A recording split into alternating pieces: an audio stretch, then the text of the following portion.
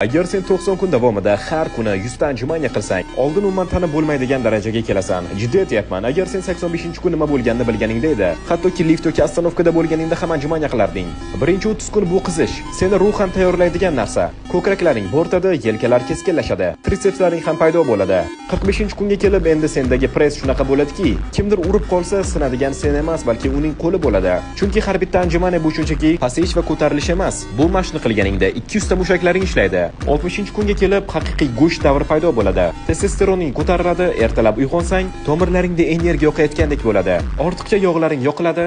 75-kunga kelib endi sen odam emassan. Sen shikobsan. Tanang rostdan qattiqlashadi. Eshikni qo'l bilan emas, balki ko'z bilan ochasan. Ammo lekin 85-kunda haqiqiy mutatsiya sodir bo'ladi.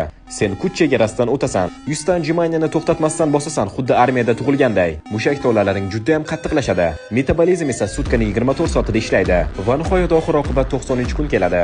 Endi sen shunchaki kuchli emassan. Senda yangi tizim, yangi dastur va yangi tana bor. Agar buni challenge sifatida qilmoqchi bo'lsang, unda bizning Telegram kanaliga qo'shil va buni birga olib boramiz.